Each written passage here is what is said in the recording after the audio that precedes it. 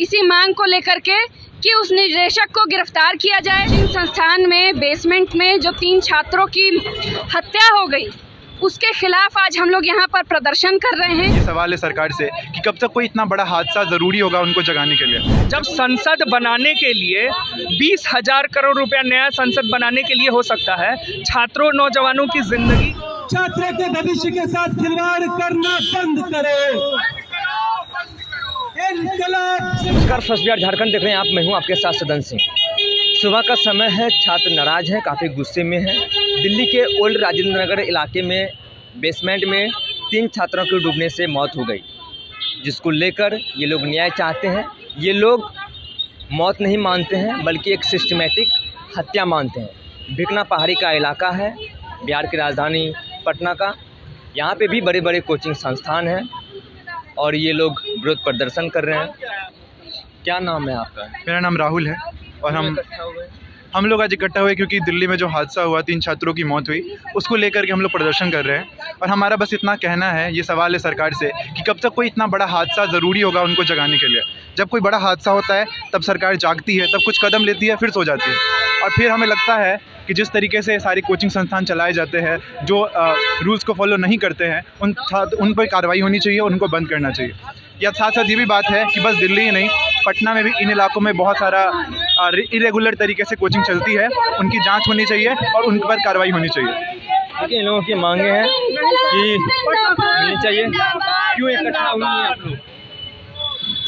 हम लोग यहाँ पर इकट्ठा हुए हैं जो दिल्ली में राव कोचिंग संस्थान में बेसमेंट में जो 3 छात्रों की हत्या हो गई, उसके खिलाफ आज हम लोग यहाँ पर प्रदर्शन कर रहे हैं। इसी मांग को लेकर के कि उस निदेशक को गिरफ्तार किया जाए। इसके अलावा हम ये मांग कर रहे हैं कि पूरे छात्र के रिहायशी इलाकों में और कोचिंग संस्थानों में सुरक्षा के इंतज़ाम हैं या नहीं, इसके लिए जांच बिठाई जाए। जी, आज के समय में जिस तरीके से ये पहली घटना नहीं है, लगातार ऐसी घटनाएं हो रही हैं और दिल्ली से लेकर पटना से लेकर कोटा से लेकर तमाम जगहों पर जिस तरीके से केंद्र सरकार के जो भी मतलब कहा जाए कि नॉर्म्स हैं, उसको फॉलो नहीं किया जा रहा है। बेसमेंट में चाहे लाइब्रेरी का चलाया जाना हो या रिहायशी ऐसे इलाकों में, पीजीज में, जहां पर छात्र नौजवान जाके रहते हैं, तैयारी करते हैं, वहां की स्थिति क्या है आप देख सकते हैं।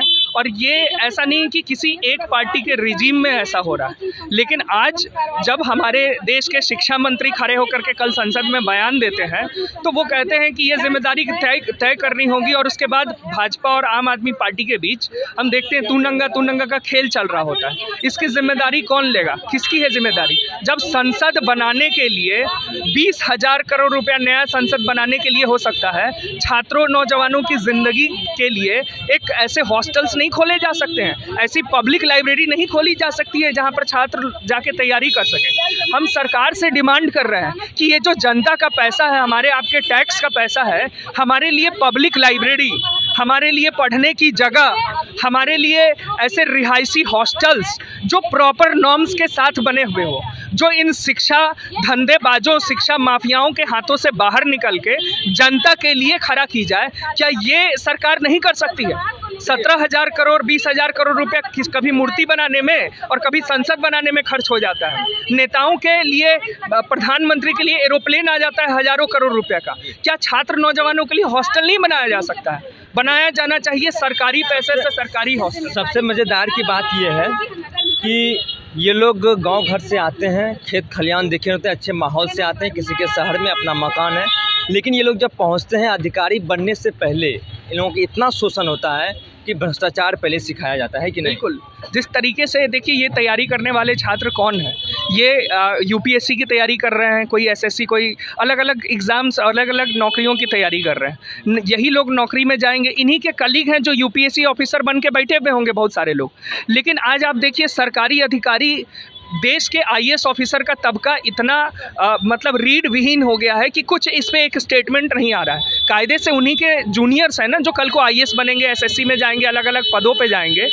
आज उनके लिए इनकी जूं तक नहीं खुल रही है किसी अधिकारी की। कारण क्या है? कारण ये है सरकार की ऐसी नीतियां, ऐसे डर बैठा दिया गया है हमारे सामने में। हम लोग देख सकते हैं कि सारे लोग इस पर चुप्पी मार के बैठे हुए हैं। और इस पे जिम्मेदारी लेने के लिए कोई भी सरकार, कोई भी संस्थान नहीं तैयार है। और यही राव IAS ऑफिसर के जो निदेशक हैं वो गायब हैं। तमाम कोचिंग सेंटर वहाँ पर दिल्ली के राजेंद्र नगर में गायब हो गए।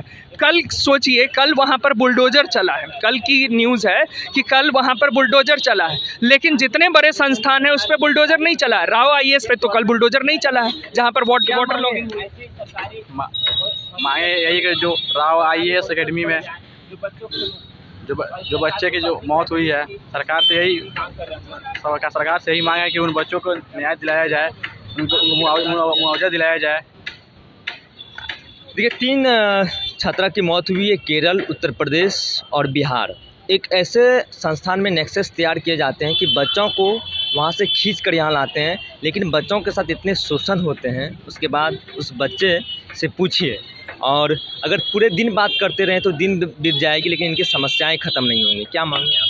जैसे हम सबसे पहले तो मांग कर रहे हैं कि ये जो राव कोचिंग के जो डायरेक्टर है उसको तो सबसे पहले गिरफ्तार करने की ज़रूरत है, और ऐसे तमाम कोचिंग संस्थानों को सिर्फ दिल्ली में नहीं, देश के अलग अलग जगहों में, कोटा, पटना, इलाहाबाद, हर जगह जहाँ भी ऐसे कोचिंग संस्थान जो सुरक्षा के इंतज़ामों को नहीं पूरा करते उसको बंद कर देना चाहिए। और सिर्फ कोचिंग संस्थान की बात नहीं है, बच्चे जहाँ रहते हैं, सवाल वो भी है उसके लिए। क्या मांग? जी, हमारी मांग यही है कि पहले तो उस राव कोचिंग के जो डायरेक्टर हैं उनको गिरफ्तार किया जाए। उसके अलावा बच्चों के लिए ऐसे पब्लिक लाइब्रेरी से लेकर के पब्लिक हॉस्टल्स खोले जाएं जो पूरी सुविधाओं के साथ हो, ना कि ऐसे हॉस्टल्स, ऐसे लॉजेस में रहा जाए जहां पर आप साफ तौर पे देखते होंगे, पटना के भी अगर लॉजेस में आप घूम लेंगे तो आपको दिखेगा कि एक छोटे से कमरे में 2 लोग 3 लोग पढ़ाई कर रहे होते हैं, जहां पर वेंटिलेशन की भी सुरक्षा नहीं होती है, ना ही कोई बेसिक नीड की जो ज़रूरतें होती है वो भी मुहैया नहीं कराई जाती। गंदगी से लेकर के तमाम चीज़ें से मौजूद होती है। तो एक साफ़ सफाई के माहौल के साथ, एक स्वस्थ माहौल के साथ उन्हें केंद्र सरकार के द्वारा मुहैया कराया जाए, और ऐसे तमाम कोचिंग संस्थानों को बंद कर देना चाहिए जो ऐसी सुरक्षा नियमों को पालन नहीं करती है। क्या मांगे?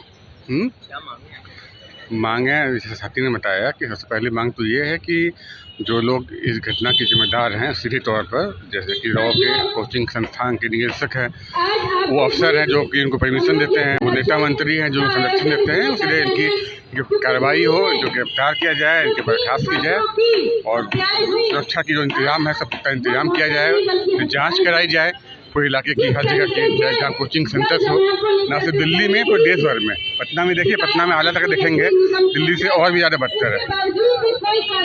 देखिए, बिकना पहाड़ी का ये इलाका है, बिहार की राजधानी पटना में इस वक्त मौजूद है। बिकना पहाड़ी में भी बड़े बड़े कोचिंग संस्थान हैं। इन लोगों की मांगे हैं जो राव कोचिंग है उनको गिरफ्तार किया जाए, उसके जो संचालक हैं, और उसके बाद बेसमेंट में जो लाइब्रेरी होते हैं और क्लास जो होते हैं और उसको बंद किया जाए। देश में जब निर्भया कांड हुई तो एक बड़ा मूवमेंट खड़ा हुआ था, उसके बाद एक कठोर कानून बनाए गए और एक चेतना जागृत हुई, और उसके बाद से उसी तरीके से एक चेतना फिर से जागृत होने की आवश्यकता है। एक ऐसे कानून कठोर बनाया जाए ताकि परिवार, गार्जियन जन अपने बच्चों को शहर में भेजे पढ़ाई करने के लिए। मेरा इस खंड में इतना ही। आगे की अपडेट के लिए बने रहिए फर्स्ट बिहार झारखंड पर। मैं सदन सिंह, पटना।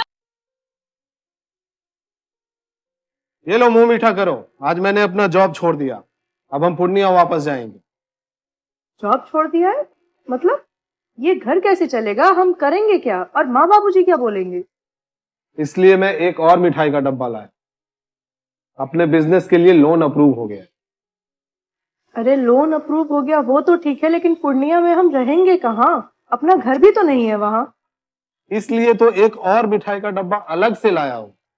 हमने पूर्णिया में घर ले लिया है, पूर्णिया के ई होम्स पैनोरमा में। पूर्णिया में पैनोरमा ग्रुप लेकर आए हैं ई होम्स पैनोरमा। बड़ा घर, आलीशान जिंदगी और अत्याधुनिक सुविधाओं के संग। अरे अब क्यों मुंह मीठा करवा रही हो? क्योंकि हम घर वापसी जो कर रहे हैं। घर वापसी की खुशी पूर्णिया में ई होम्स पैनोरमा के संग। E homes panorama, luxurious lifestyle redefined.